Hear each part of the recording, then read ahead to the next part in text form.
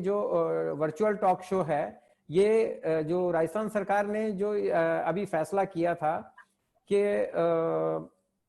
जो एग्जामिनेशन है स्नातक और स्नातकोत्तर परीक्षाओं की, वो रद्द कर दी थी। लेकिन इसमें सबसे बड़ी आज केंद्र सरकार ने इसको पलट तो क्या कहेंगे, उन्होंने ये दिया है कि परीक्षाएं यूजीसी के नॉर्म्स के अनुसार ही की जाएंगी। तो अभी मेरे ख्याल से परीक्षाएं तो होंगी अब, क्योंकि यूजीसी को ही फॉलो करना पड़ता है, सरकार की अपेक्षा सारे कॉलेजेस और सारी यूनिवर्सिटीज को उसी के तरह रन करती हैं। तो मैं एक पार्टिसिपेंट और हमारे साथ आ गए हैं, संदीप भाटी जी। हेलो, आपको आवाज आ रही है? Hello hello hello, Sandeep ji आपको आवाज आ रही है क्या?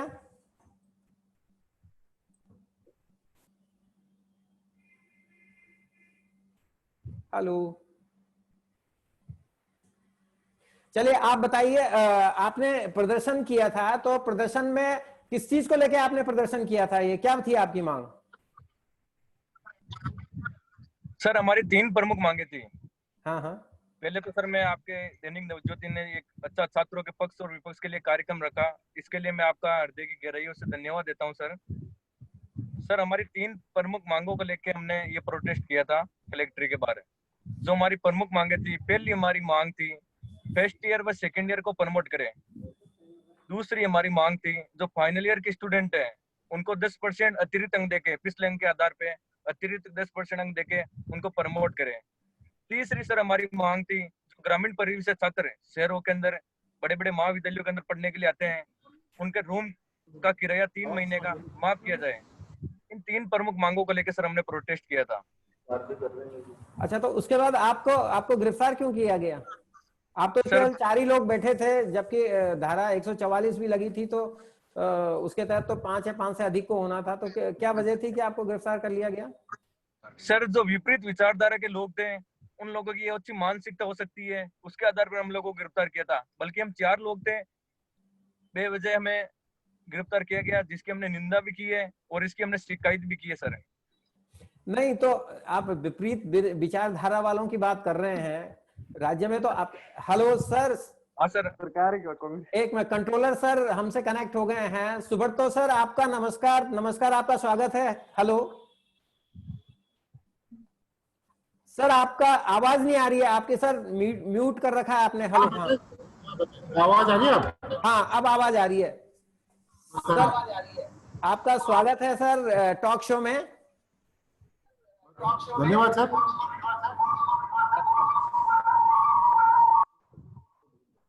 हाँ सर बताएं। हाँ हाँ, एक मिनट, संदीप भाटी जी भी जुड़ रहे हैं। हेलो। हाँ, वो भाटी जी भी है, मेरे पीए है, वो भी है साथ में। हाँ जी, संदीप भाटी भी है, पीए है मेरा, वो साथ में जुड़ा हुआ है। ओके ओके ओके, आपके पीए हैं। ओके सर, अब कंट्रोलर सर आ गए हैं। मैं एक बार इसको अब शुरू करता हूं, यहां से रिकॉर्डिंग सही। हेलो। हाँ सर बताएं। हाँ सर, मैं इस टॉक शो को अब व्यवस्थित तरीके से अब शुरू करता हूं मैं, क्योंकि सर का इंतजार था, सर अभी आए नहीं थे। मैं नवीन सोनी को बाद में कंटिन्यू करूंगा। पहले सर आपसे सभी जितने भी पार्टिसिपेंट है, सभी का मैं दैनिक नवज्योति की तरफ से हार्दिक अभिनंदन करता हूं, स्वागत करता हूं, सबका इस्तकबाल करता हूं। सभी लोगों को आवाज आ रही है प्रॉपरली? जी सर। हाँ आ रही सर। आवाज आ रही है सर? जी सर, आ रही है आवाज। ठीक है। ये टॉक शो हाँ, हमने जो अभी कॉलेज और यूनिवर्सिटी में जो परीक्षाएं रद्द की गई हैं, राजस्थान सरकार ने जो ये कोविड-19 को देखते हुए ये स्टेप उठाया था, ये कदम उठाया था, उस पर ही हमने परिचर्चा करने के लिए ये टॉक शो आयोजित किया है। सबसे पहले मैं स्वागत करूंगा एमडीएस यूनिवर्सिटी के जो एग्जामिनेशन कंट्रोलर हैं, प्रोफेसर सुब्रतो दत्त जी का। सर आपसे ही पहला सवाल भी है कि सबसे बड़ी दिक्कत, सरकार ने तो स्टेप ले लिया, सबसे बड़ी दिक्कत आज ये आ गई है कि आज गृह मंत्रालय, जो केंद्रीय गृह मंत्रालय है, उसने ये कह दिया है कि यूजीसी के नॉर्म्स के अनुसार सभी कॉलेजेस परीक्षा कर सकते हैं। तो सर अब तो, हेलो सर, स्क्रीन से गायब हो गए। Hello hello Sandeep ji, sir hello. नहीं आ रहे हैं। सुब्रतो सर, क्या स्क्रीन गायब हो गया है? हाँ सर, सुन रहे हैं सर? सुन पा रहे हैं आप?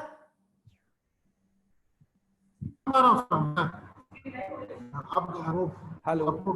हाँ, सुन पा रहा हूँ सर, बताएं। हाँ आपको, हाँ मैं ये कह रहा हूँ कि हेलो। अब केंद्र सरकार ने, गृह मंत्रालय ने ये आदेश दे दिए हैं कि सारे यूनिवर्सिटीज जो हैं वो एग्जामिनेशन कंडक्ट करा सकती हैं, वो आयोजित करा सकती हैं। हमारे देश में 4 राज्य ऐसे हैं हाँ जिन्होंने की कॉलेजेस में परीक्षाएं रद्द कर दी थी, जिसमें से राजस्थान भी एक है। राजस्थान, पंजाब, हरियाणा और मध्य प्रदेश। तो अब हमें तो यूजीसी के नॉर्म हाँ। ही पालन करने पड़ेंगे, परीक्षाएं होंगी। Hello. Subhash Chandra, hello. Professor Subhash Chandra भी शामिल हो गए हैं। नमस्कार, आपका स्वागत है नवज्योति टॉक में। आपकी आवाज नहीं आ रही है प्रोफेसर सुभाष चंद्रा जी, आपकी आवाज नहीं आ रही है, म्यूट कर रखा है आपने।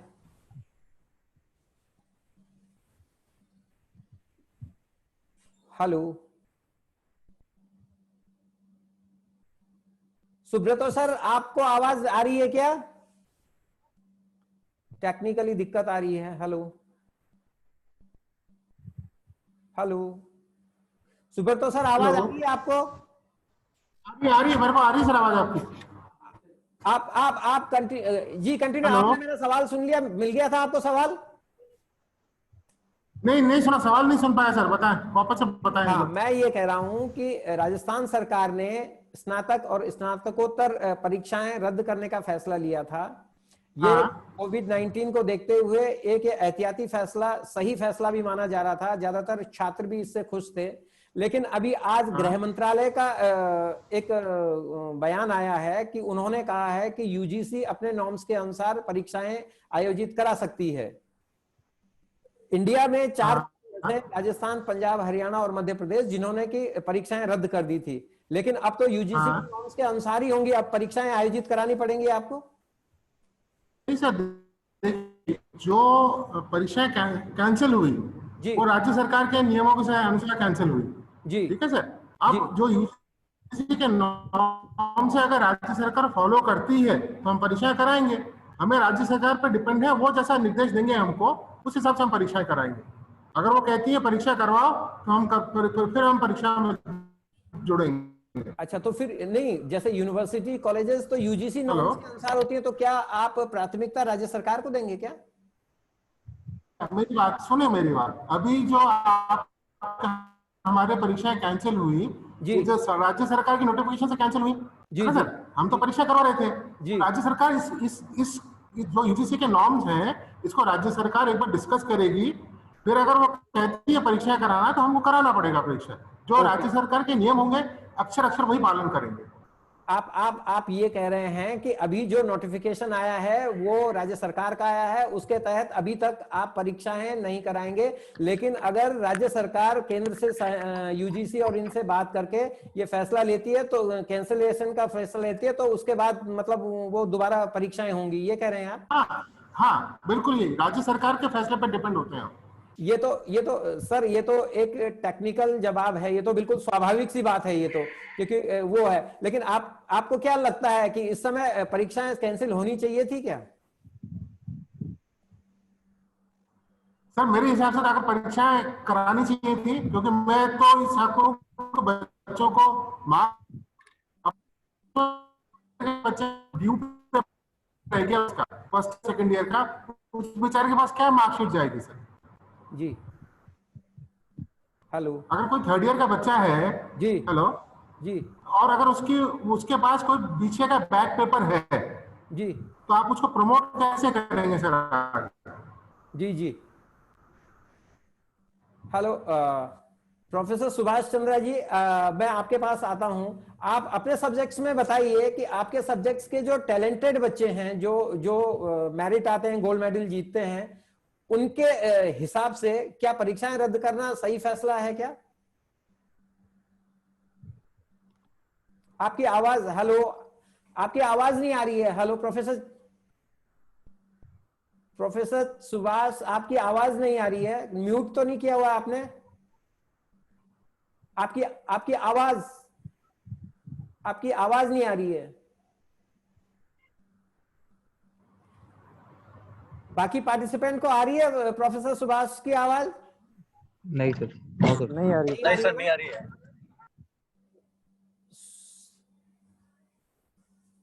प्रोफेसर सुभाष चंद्रा जी, आपकी आवाज नहीं मिल रही है हमें। हेलो, चलिए, आपकी आवाज नहीं आ रही है। आप देखिए, म्यूट कर रखा है शायद आपने अपने आप को,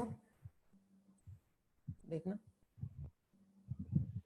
चलिए, हम दूसरी तरफ, अब मैं स्टूडेंट की तरफ आता हूं। अब मैं नवीन सोनी आपकी तरफ आ रहा हूं। हेलो, प्रोफेसर सुभाष चंद्रा की आवाज नहीं आ रही है। मैं नवीन सोनी, अब आप कंटिन्यू कीजिए। आप ये बताइए, हेलो, आपकी भी, हेलो, आपने म्यूट कर रखा है। नवीन सोनी, आपने म्यूट हाँ कर सर, रखा है हाँ अपने सर, आप आवाज को। आ रही है। हाँ सर। हेलो, हाँ सर, हेलो। हाँ, म्यूट मत कीजिए, आपको म्यूट कर रखा था अभी आपको।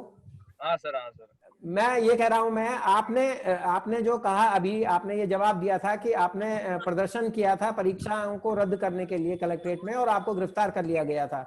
आपका ये आरोप था कि जो दूसरे पार्टियां, जो विपक्षी है, दूसरे लोग हैं, उन्होंने ये सब करवाया है। राज्य में तो आपकी सरकार है, कांग्रेस की सरकार है, फिर दूसरे कैसे आपको गिरफ्तार करवा सकते हैं? सर, हमारी सरकार है, इसलिए तो हमें थोड़ी देर बाद रिहा कर दिया था सर। हेलो, बाकी सर, हमारी सरकार थी तभी तो हमारे पे सर मुकदमे नहीं हुए। अगर दूसरी सरकार होती तो हमारे पे मुकदमे होते, हमें रिहा नहीं करते। नहीं, रिहा तो दूसरे को भी करना पड़ता ना, ऐसा थोड़ी होता है कि अंदर ही देखते हैं। नहीं सर, मुकदमे भी होते हमारे पे, धारा भी लगाते। हमारी सरकार थी, हमारे पास छात्रों का समर्थन था, ये देख के हमें रिहा कर दिया गया था सर।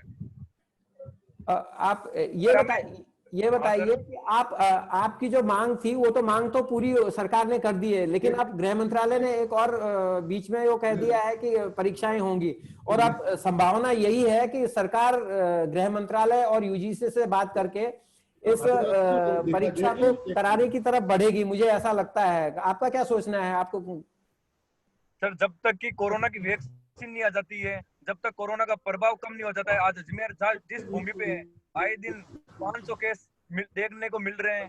हमारे देश के अंदर 25,000 पर डे केस मिल रहे हैं। अगर इसी स्थिति रही और परीक्षा करवाते हैं तो इसका एनएससी पुरजोर तरीके से विरोध करेगी। अपनी सरकार का आप विरोध करेंगे क्या? नहीं सर, केंद्र सरकार के जो गाइडलाइन जो इसका नहीं, फैसला है, अगर गहलोत सरकार अगर ये मान लेती है कि हम यूजीसी के ही नॉर्म्स ही मानेंगे, क्योंकि अभी तक जो राज्य की सरकार है, गहलोत सरकार है, उसने बहुत केंद्र सरकार की तरफ बहुत पॉजिटिवली रिएक्ट किया। उन्होंने कई मोदी के फैसलों को उन्होंने तारीफ की है आगे बढ़ के, जबकि दूसरे कांग्रेस सरकारों ने नहीं किया उन्होंने, और इसके लिए मोदी ने उनकी तारीफ भी की है, गहलोत की। हाँ सर, वो उनके नीति विचार है। सर, हम छात्रों के साथ, स्वास्थ्य के साथ हम खिलवाड़ नहीं होने देंगे। एनएसयू हमेशा, चाहे सरकार में हो चाहे नहीं हो, हमेशा छात्रों का संगठन है। सरकार में नहीं होते हुए भी एनएसयू ने पुरजोर तरीके से छात्रों की आवाज उठाई है, और हम इस बार सरकार में होने के बावजूद ही छात्रों के स्वास्थ्य के साथ खिलवाड़ नहीं होने दे रहे हैं। पुरजोर तरीके से हम इन छात्रों की आवाज उठा रहे हैं, और हम नहीं चाहते हैं कि एग्जाम हो इस बार। छात्रों हमारे प्रोफेसर सुभाष चंद्र जी, आपको आवाज आ रही है? आपकी आवाज नहीं आ रही है। हेलो, आपकी आवाज नहीं आ रही है प्रोफेसर सुभाष चंद्रा।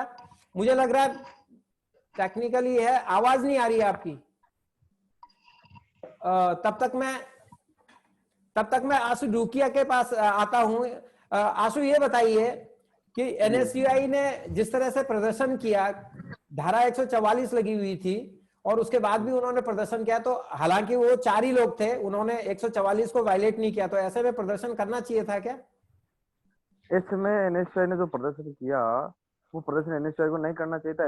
उस प्रदर्शन के अंदर एनएसयूआई ने सोशल डिस्टेंसिंग की धज्जियां उड़ाई।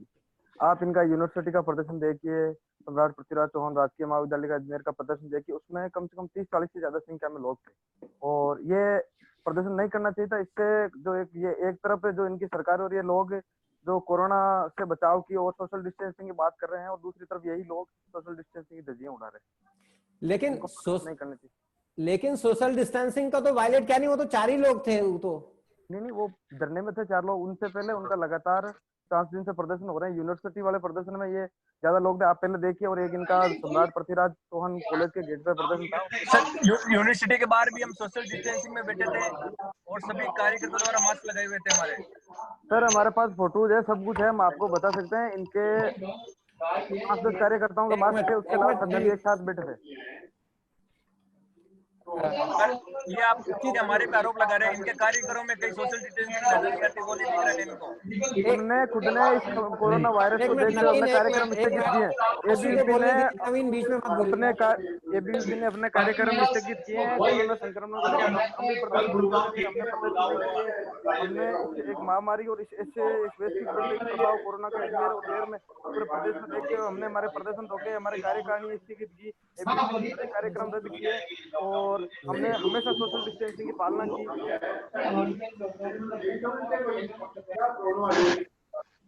हेलो हेलो हेलो रुचित, आपका स्वागत है। आप भी कनेक्ट हो गए हैं, आप हालांकि काफी देर बाद आप आए हैं। आपका जी सर, क्षमा चाहूंगा मैं देरी के लिए।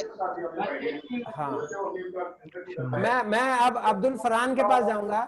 अब्दुल, आपको क्या लगता है कि जिस तरह से ये परीक्षाएं रद्द हुई हैं, क्या ये परीक्षाएं रद्द होनी चाहिए थी?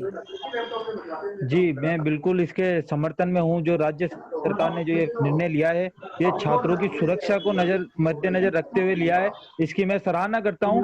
और जो NSUI संगठन जो इसको रद्द कराने में जिसका पूरा हाथ है, तो मैं हमारे संगठन की भी एक तरीके से मैं अपने आप को गौरवान्वित महसूस कर रहा हूं कि मैं संगठन से जुड़ा हुआ हूं, क्योंकि छात्रों की जो इस कोरोना जैसी महामारी में जो छात्र अगर अपने 100 किलोमीटर दूर चलकर परीक्षा केंद्र पर परीक्षा देने आता, तो वहां पूरा चांस था उसको संक्रमित होने का। इस समय ये उचित नहीं है। और कल की भी आप ताजा रिपोर्ट है, राजस्थान में 550 केस आए हैं सर कोरोना के। आप इस समय परीक्षा का आयोजन कराना बिल्कुल सुरक्षित नहीं है। इसमें छात्रों की सुरक्षा बिल्कुल छात्र इसमें बिल्कुल सुरक्षित नहीं रहता। Okay sir, Subhash Chandra sir, आपको आवाज आ रही है? हेलो सर, बिल्कुल आ रही है सर। अब आपकी आवाज आने लगी है। अब बीच में एक्चुअली क्या आपकी आवाज नहीं मिल रही थी, आप बोल रहे थे लेकिन आपकी आवाज नहीं आ रही थी। सर मैं कोई विषय रखने की अनुमति चाहूंगा।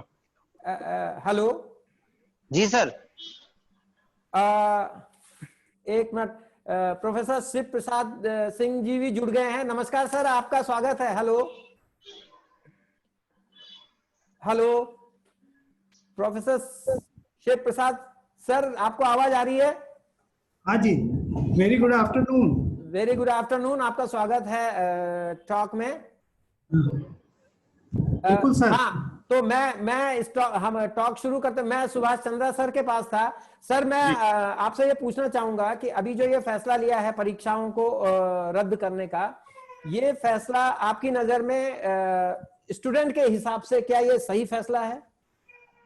देखिएगा सर, अभी आज जो यूजीसी की नई गाइडलाइन आई है जी, और राज्य सरकार ने पहले से ये कहा है कि यूजीसी की गाइडलाइन आने के बाद में हम फाइनल डिसीजन दिया जाएगा।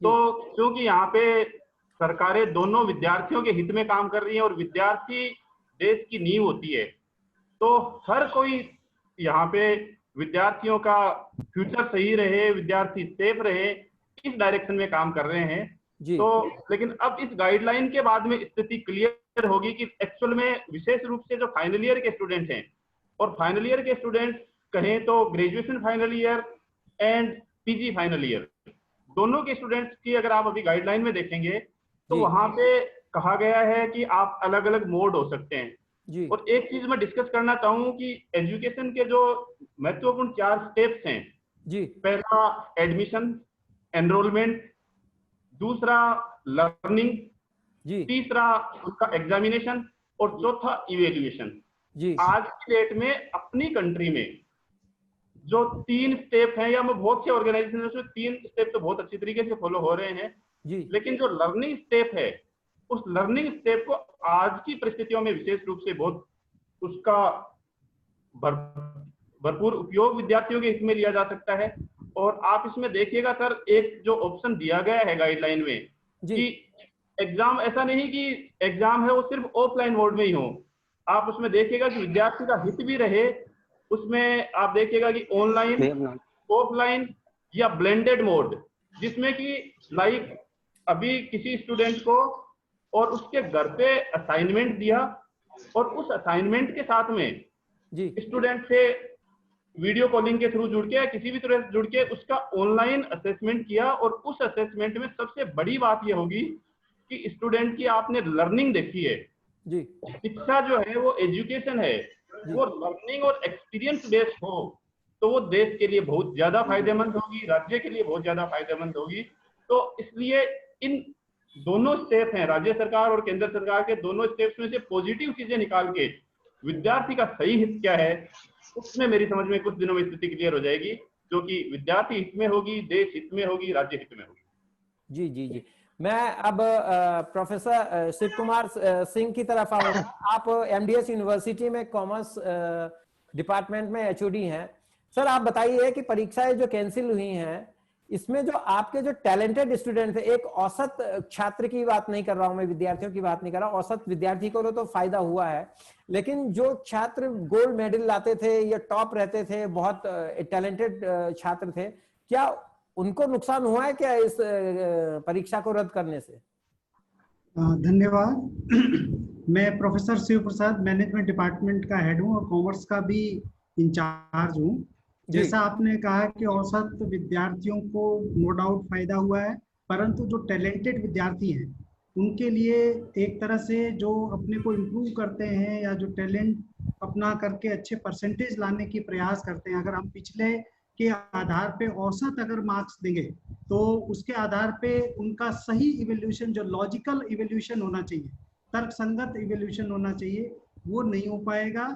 और परंतु स्थिति कुछ ऐसी है कि जिसमें अगर परीक्षाएं कराई जाती है तो परीक्षाएं कराए जाने पे हम कितना भी प्रयास करें, जो हम कहते हैं कि जैसे सोशल डिस्टेंसिंग के आधार पे बच्चों को एंट्री देंगे या उनको सैनिटाइजेशन पर प्रॉपर ध्यान देंगे, ज़्यादातर सेंटर प्राइवेट कॉलेजेस में हैं और जगह पे हैं, तो वहाँ पे इन चीज़ों को लेकर के क्या इतनी संगीनता बरती जाएगी ये डाउटफुल है। मैं नहीं मानता कि ये पूरी तरह से लागू हो पाए। अगर होता है तो बहुत अच्छा है, देश के लिए अच्छा है। और जो ब्रिलियंट स्टूडेंट हैं, जो अच्छे स्टूडेंट हैं, जो अच्छे मार्क्स इस साल प्रयास करके लाना चाहते थे, वो उनको मतलब फायदा मिलेगा इससे, अगर मान लो एग्जाम होते हैं। नहीं तो जो ब्रिलियंट स्टूडेंट है उनको नो डाउट उनको नुकसान होगा, उनको नुकसान होगा।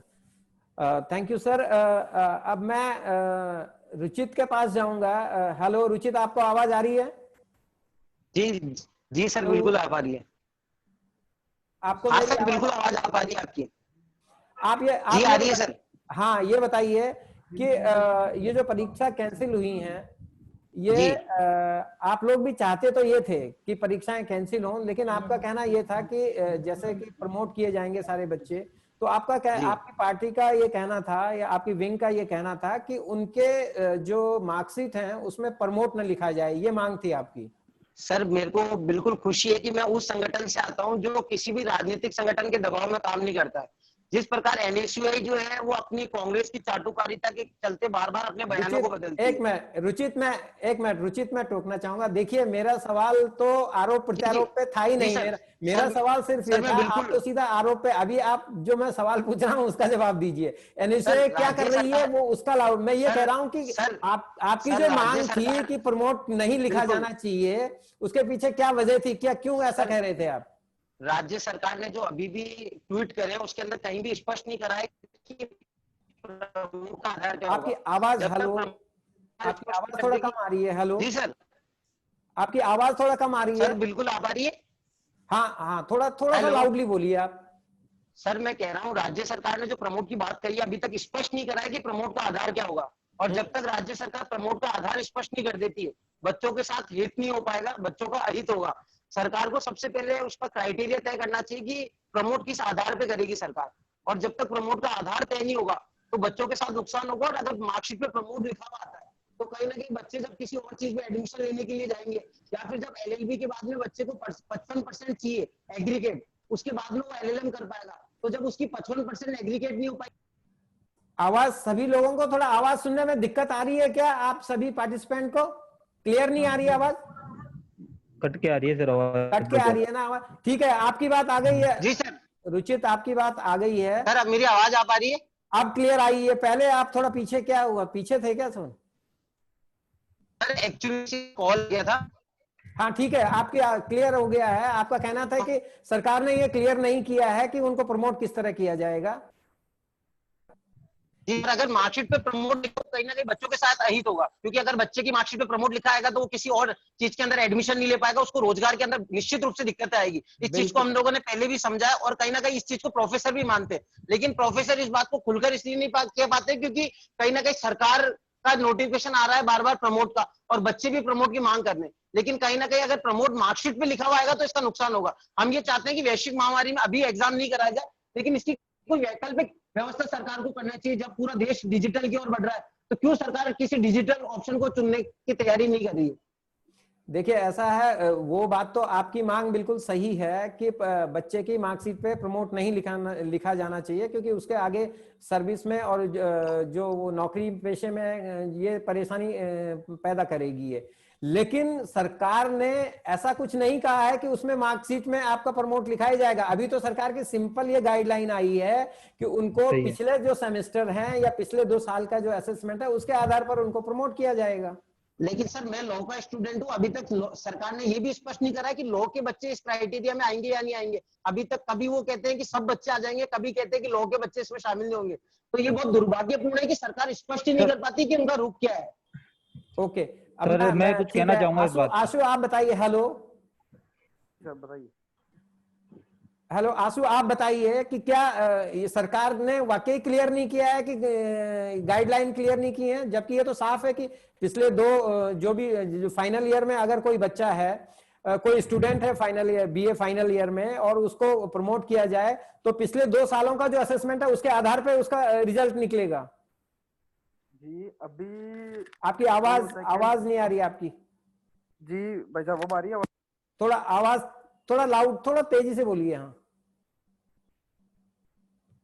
म्यूट कर दिया, फिर आपने म्यूट कर दिया क्या? आवाज नहीं आ रही आपकी, म्यूट कर दिया। हेलो म्यूट हो गया सर, म्यूट हो गया आपका। हेलो आपका माइक म्यूट है। हेलो आवाज नहीं आ रही है आपकी,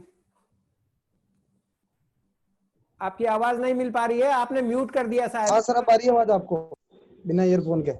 हेलो आशु आ रही है आवाज आपको? अब हाँ आ रही है, बताइए सर। आप म्यूट, ध्यान रखिए आपका म्यूट शो कर रहा था अभी। हाँ आप बताइए।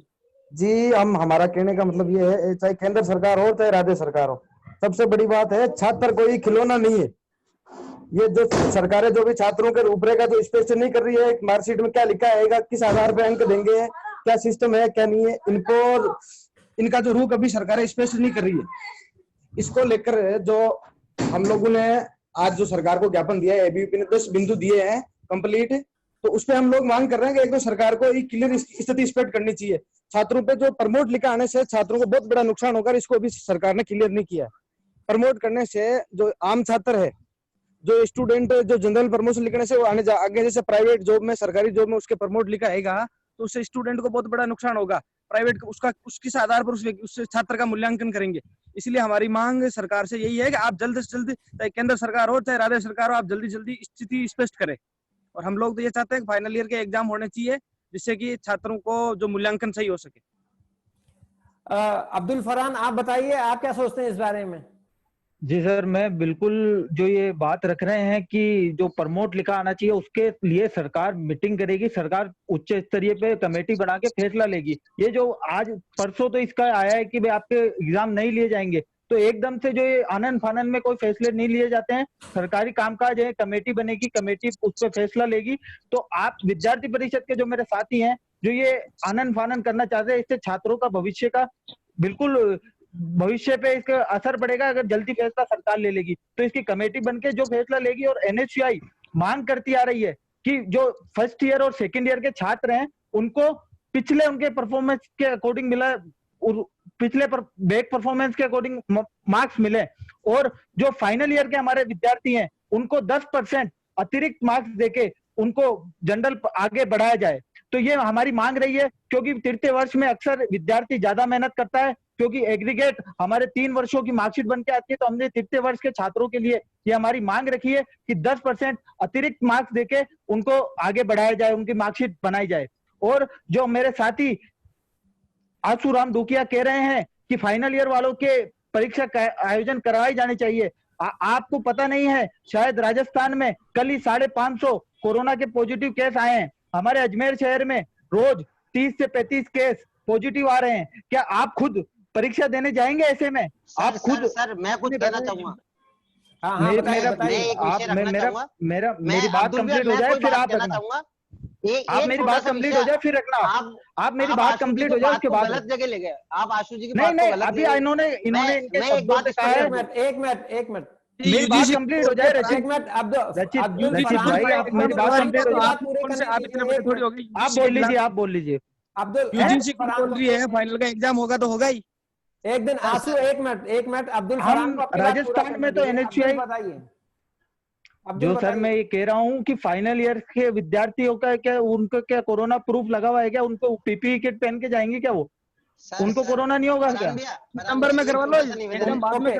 ओके, अब आशु ये अब्दुल एक मिनट, आशु बताइए आप क्या कह रहे हैं? एग्जाम अभी एग्जाम नहीं कराना चाहिए, फाइनल के एग्जाम भी बाद में कराएंगे जब वैश्विक महामारी कोविड-19 की स्थिति सामान्य हो जाए, उसके बाद में एग्जाम कराने चाहिए। सितंबर, अक्टूबर, नवंबर, दिसंबर। आप गारंटी दे सकते हो कि 1 महीने बाद सामान्य हो जाएगी? एक मिनट रुकिए अब्दुल भैया, तो आपकी सरकार फिर एलएलबी को प्रमोट क्यों नहीं कर रही? क्या एलएलबी के बच्चे एलएलबी के बीच बीसीआई ने पहले ही प्रमोट कर दिया, आपको पता ही नहीं है। अब्दुल एक तो बोलने दीजिए। क्या बीएड के बच्चे पीपी किट पढ़ के एग्जाम देंगे? क्यों एलएलबी के बच्चे, हम बच्चे नहीं है, हम मर जाए हमारी सरकार को परवाह नहीं है?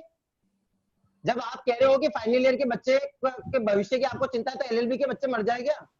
नहीं, मैंने कब कहा कि एलएलबी के विद्यार्थी परीक्षा देंगे? हम हर वर्ग की हर स्ट्रीम की परीक्षा के खिलाफ हैं। रुचित एक मिनट, आपकी बात आ गई है। एक मिनट रुचित, आपकी बात आ गई है। आशु कुछ बोल रहे थे आप, आशु आप बताइए। सर जो अभी 10th और 12th के बच्चे थे, जो 15-15, 20-20 साल के स्टूडेंट थे, उनके तो एग्जाम दिलवाए गए इस सरकार से। और जो ये फाइनल ईयर के बच्चों में ऐसा क्या, जो उनके भी एग्जाम कैंसिल करने चाहिए, 10th 12th के बच्चे स्टूडेंट के भी? नहीं, वो तो पहले एग्जाम हो गए थे ना। मैं बताऊं सर उसमें 90% विद्यार्थियों के एग्जाम 90% कंप्लीट हो गए थे। 10% किसी का एक विषय बाकी था, किसी का 2 विषय बाकी थे। परीक्षाएं हो गई थी, किसी का थोड़ी होता है। उनके 90% एग्जाम कंप्लीट हो चुके थे।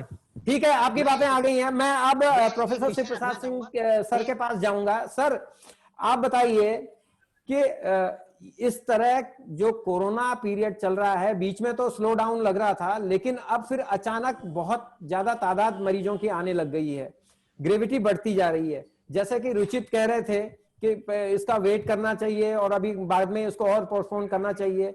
अभी फिलहाल तो हालात ऐसे लग नहीं रहे हैं कि कोरोना के जो मरीज हैं वो कम होंगे, बढ़ते ही जा रहे हों। तो क्या आपको ये लगता है कि आखिर पोस्टपोन करेंगे तो कब तक करेंगे? भाई ऐसा तो है नहीं, छात्रों का साल समय खराब होगा, उनका टाइम खराब होगा, साल खराब होगा। तो ऐसे में कुछ ना कुछ ऑप्शन तो लेना ही पड़ेगा, कोई ना कोई स्टेप तो लेना ही पड़ेगा, क्योंकि किसी भी चीज को आप रोक नहीं सकते। भाई ये कोरोना के लिए तो ये भी कहा जा रहा है कि अभी 1 साल में भी पता नहीं वैक्सीन आए कि नहीं आए, तो ये तो चलता ही रहेगा। तो उसमें हमें विकल्प तो तलाशना ही पड़ेगा। तो क्या ये विकल्प जो तलाशा गया है परीक्षा रद्द करने का या प्रमोट करने का, तो क्या इस तरह का विकल्प, इस तरह के जो कदम है वो लिए जाने चाहिए? क्योंकि इंतजार कब तक किया जाए? जी सर, वैसे आपका कहना बहुत सही है कि ग्रेविटी जो कोरोना के जो लोगों की है वो बढ़ रही है। इसको देखते हुए, छात्र हित को ध्यान में रखते हुए जो स्टेप अभी राज्य सरकार ने लिया है वो बिल्कुल सही है। वो इसलिए सही है क्योंकि जितने हमारे बच्चे हैं, स्टूडेंट हैं, वो जितने सेंटर्स पे जाएंगे, एक तो बहुत डिस्टेंस एरिया से हैं, रूरल बैकग्राउंड से हैं, और 1-1.5 घंटे पहले पहुंचना पड़ेगा उनको। फिर उनको सोशल डिस्टेंसिंग में लाइन लगा करके खड़ा होना पड़ेगा।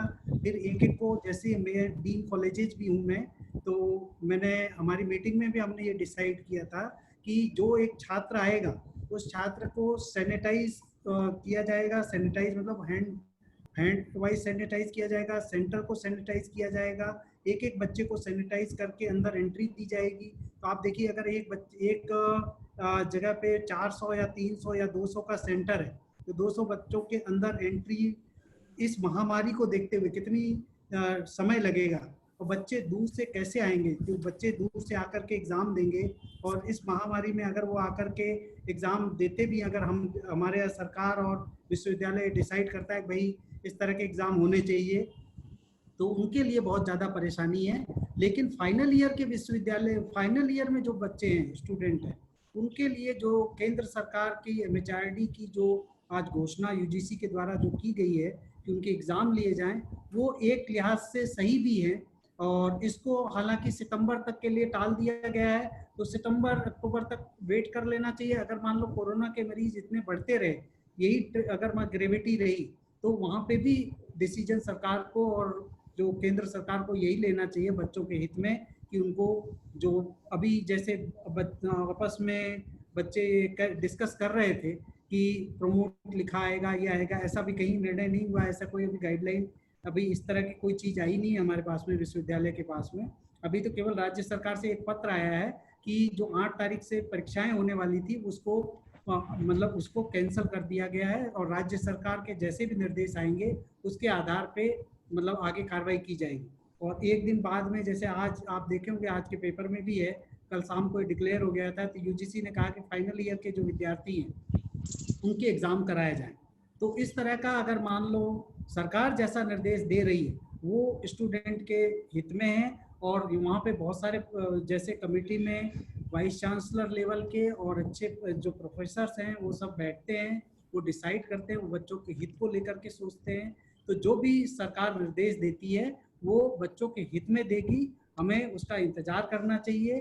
और जो जैसा आप कह रहे हैं एक अल्टरनेट जो कैंसिल करके या प्रमोट करके बच्चों को अगली कक्षा में, फर्स्ट ईयर के लिए तो मैं भी मानता हूँ इसमें कोई मतलब अच्छी बात है। फाइनल ईयर के लिए जैसा केंद्र सरकार का निर्देश है उसका हमको इंतजार करना चाहिए, वो क्या आखिरी डिसीजन उनका क्या होता है, और क्या इसकी कमेटी भी बैठेगी, उस कमेटी में ये डिसाइड किया जाएगा इनको प्रमोट करने का क्या आधार होगा। तो वो सब चीज़ें सामने आने दीजिए, इसके बाद ही ये पता चल पाएगा कि ये अल्टरनेट जो है वो कितना सही साबित है। वैसे मैनेजमेंट के कई इंस्टीट्यूशंस में, मैं मैनेजमेंट का HOD हूँ, तो मैनेजमेंट के कई इंस्टीट्यूशंस में ऑनलाइन एग्ज़ाम कराए जा रहे हैं और बच्चे दे भी रहे हैं वो ऑनलाइन एग्ज़ाम।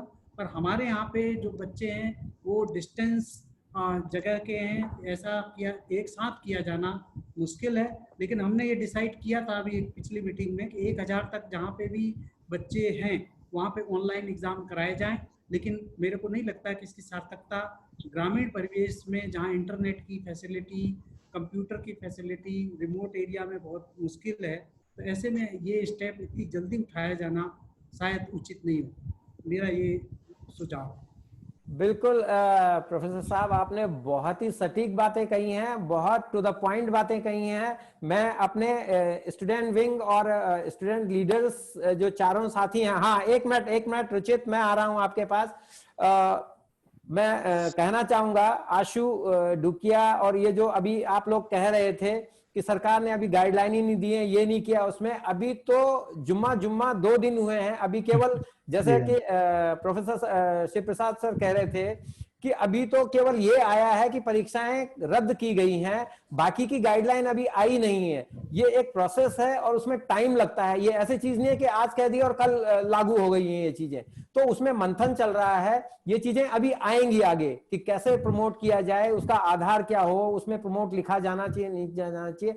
उससे पहले ही गाइडलाइन आने के पहले ही अगर आप लोग आपस में, जैसे कि अभी एक दूसरे से आप इंटरगल हो रहे थे कि नहीं ऐसा है नहीं ऐसा है, आपको ये नहीं लगता है, मैं रुचित को कह रहा हूं, मैं आशु और रुचित को कह रहा हूं मैं कि क्या ये ऐसा नहीं है कि अभी तो गाइडलाइन आई नहीं है, अभी तो एक ही दिन हुआ है ये करे हुए, कि एक कहावत है कि झूठ न कपास जुलाहों में लट्ठम लट्ठा, तो अभी चीज ही नहीं आई है, उससे पहले ही आप लोग आपस में कहने लगे कि ये नहीं आया वो नहीं आया।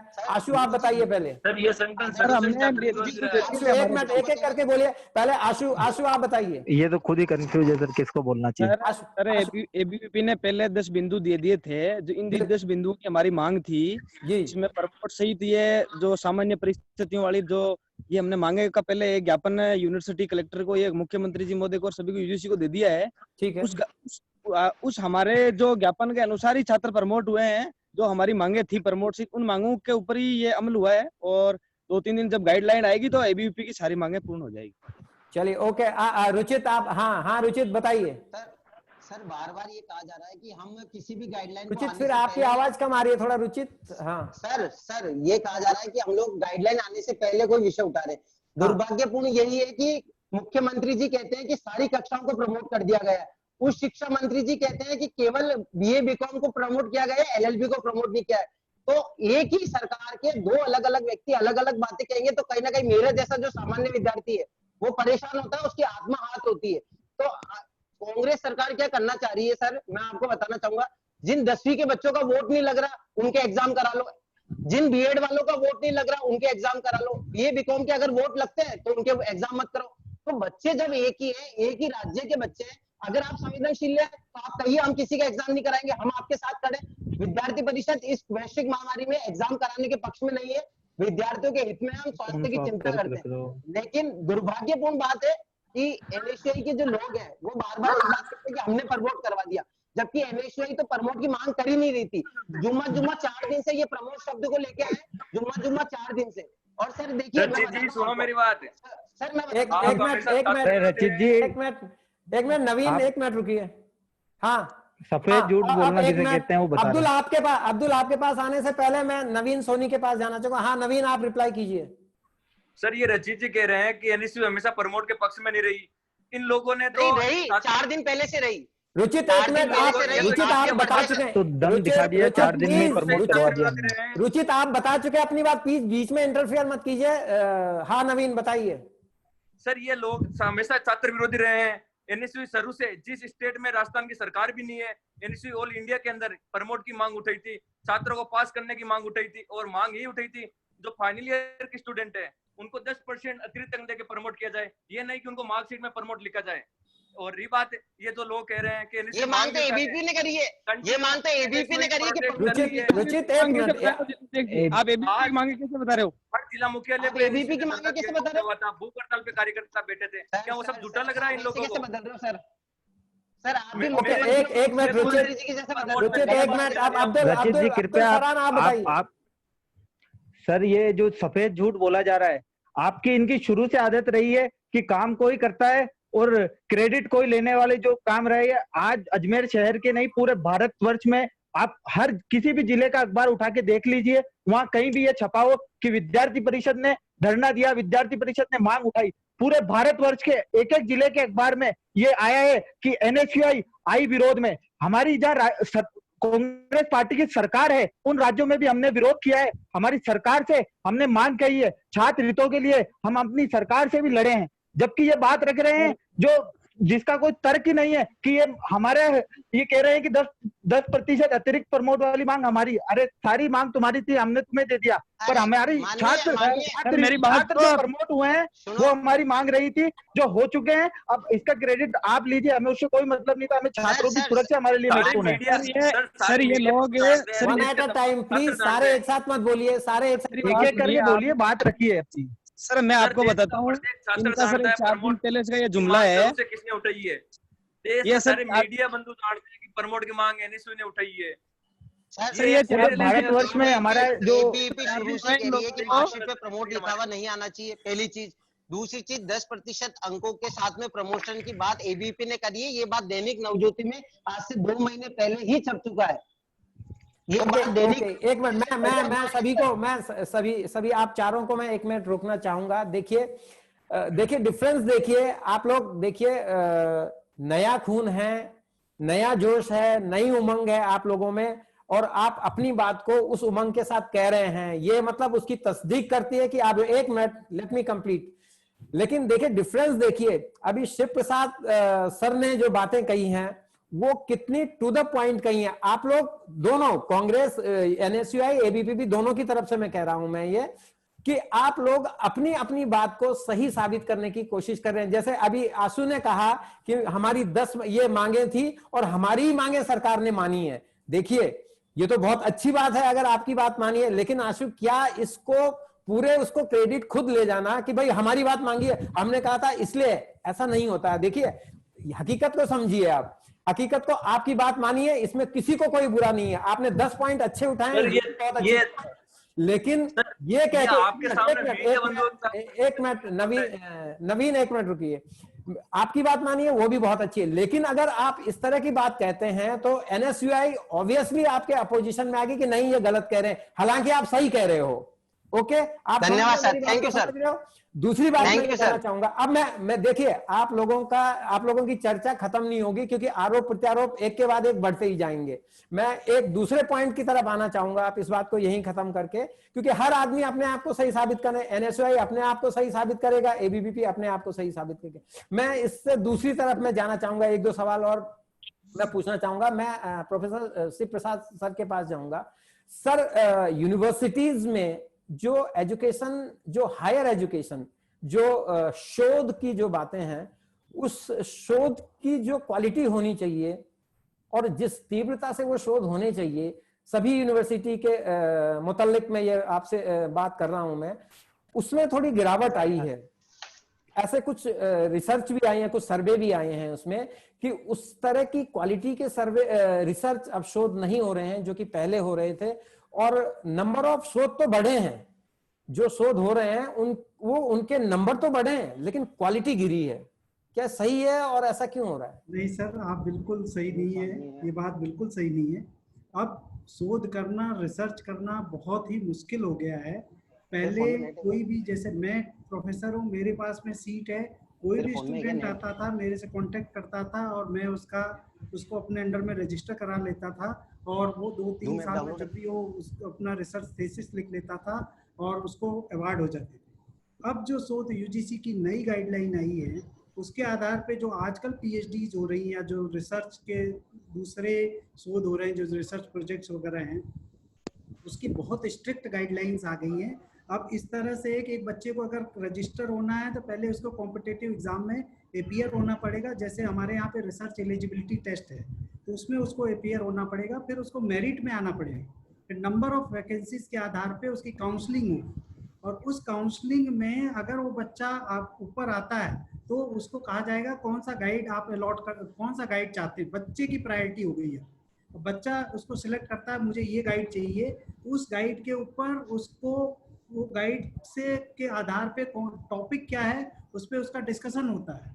इसके बाद में उसको अलॉट होता है, फिर उसको एक 15 दिन का विश्वविद्यालय में 3 तरह के कोर्स करने होते हैं। एक 15 दिन का कोर्स जो विश्वविद्यालय स्तर पे होता है, जो फर्स्ट पेपर का कोर्स होता है वो पास करना होता है, क्वालिफाई करना होता है। फिर सेकंड और थर्ड पेपर जो गाइड उसको अलॉट हुआ है उसके पास में रिव्यू ऑफ लिटरेचर है, और उसका बाकी का जो प्रपोजल कैसे बनाना है 6 महीने का वो शोध करता है वो। फिर उसका टॉपिक फाइनल होता है, टॉपिक फाइनल होने के बाद में उसके ऊपर उसकी एसआरसी होती है, सब्जेक्ट रिसर्च कमेटी एक बैठती है, जिसमें डायरेक्टर, डीन पीजी और जो एक एक्सपर्ट वो आते हैं। उसके सामने बच्चे को अपना रिसर्च प्रपोजल है वो बताना पड़ता है।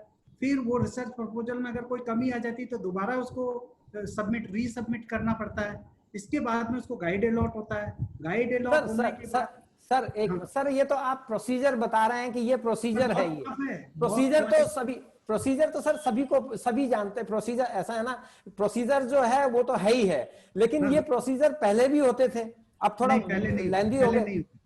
पहले से मतलब मेरा बहुत पहले से नहीं है, बहुत पहले से नहीं है, लेकिन ये एक प्रोसीजरल वो है। मैं सिर्फ ये कहना चाहता हूं कि वो क्वालिटी जो है रिसर्च की, जो क्वालिटी इंक्रीज हो, उसके लिए क्या किया जा सकता है? उसकी क्वालिटी में अब बहुत इम्प्रूवमेंट आया है। क्वालिटी में अब प्लेगरिज्म का एक टेस्ट विश्वविद्यालय स्तर पे किया जाता है, और वो प्लेगरिज्म पहले कट कॉपी पेस्ट करके बच्चा पीएचडी जमा करा देता था और किसी को पता ही नहीं चलता था कि उसने कहाँ से कॉपी किया है, कैसे किया है, और गाइड भी कैसे पता लगाए बिना प्लेगरिज्म टेस्ट के, तो वो साइन कर देता था पीएचडी थीसिस पे। अब वो ऐसा नहीं कर सकता। अब प्लेगरिज्म टेस्ट के लिए विश्वविद्यालय जो गाइड है वो विश्वविद्यालय की वेबसाइट जो उर्कुंड पे उसको मतलब अपलोड करता है। अपलोड करने के बाद में एक नोडल ऑफिसर है, वो उसको पूरे को कितना 10% तक अलाउड है, वो उस सारे को चेक करता है 10% तक क्या कॉपी किया है या नहीं किया है। इसके बाद में जब वो ओके होता है फिर वो 2 लोगों के पास में जचने जाती है।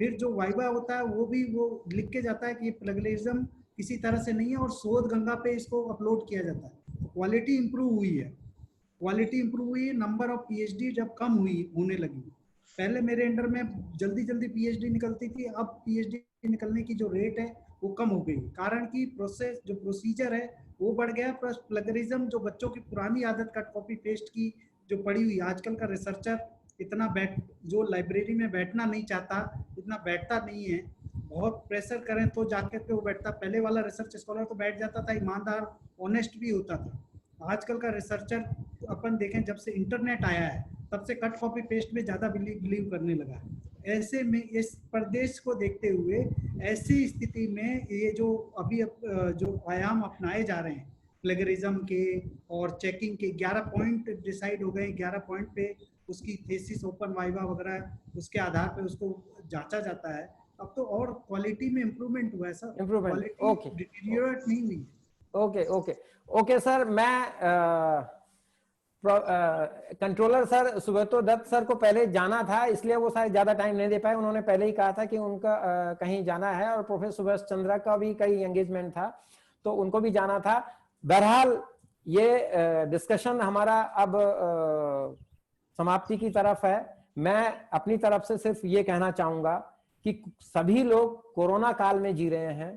कोरोना की जो स्थिति है वो बढ़ती जा रही है, लेकिन हमारे देश ने बहुत कुछ इसके लिए किया है। हमें फक्र करना चाहिए इस बात पे कि 1.25 अरब की पॉपुलेशन 2.5 महीने तक अंदर अपनी इच्छा से, मतलब केवल एक कॉल पे अंदर रही, सड़कों पर नहीं आई। सारी दुनिया में ऐसा नहीं हुआ है जो हमारे देश में हुआ है। इसमें न कांग्रेस की बात है न बीजेपी की बात है, इसमें ये हम लोगों की, आप सबकी और हम देशवासियों का ये दृढ़ निश्चय था और ये संकल्प था, और हमारी ये संस्कृति का ही ये नतीजा है कि हम सड़कों पे नहीं आए, घरों के अंदर महदूद रहे। ये जज्बा बरकरार रहना चाहिए। आप स्टूडेंट विंग में भी बहुत जज्बा है, इस एनर्जी को भी आप उस तरफ लगाइए, बजाय कि एक दूसरे के आरोप प्रत्यारोप के। हमें ये चीज देना चाहिए कि हमें इसको भिड़ना चाहिए, हमें इस लड़ाई को आगे बढ़ाना चाहिए, और जो सरकार जो ले रही है उसको सकारात्मक रूप देकर सोचना चाहिए। मैं इस जोश को एक और स्फूर्ति देने के लिए एक शेर आपके सामने पढ़ रहा हूं, और उस शेर से मैं इस कार्यक्रम की इतिश्री करूंगा, इसकी समाप्ति करूंगा।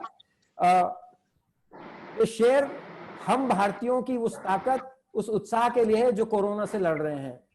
हम कोरोना को कह रहे हैं भारतीय कि कह दो तूफानों को कि जरा औकात में रहें, कह दो तूफानों को कि जरा औकात में रहें। हम भारतीय परों से नहीं हौसलों से उड़ा करते हैं। थैंक यू वेरी मच, आपका बहुत बहुत शुक्रिया आप सभी लोगों का।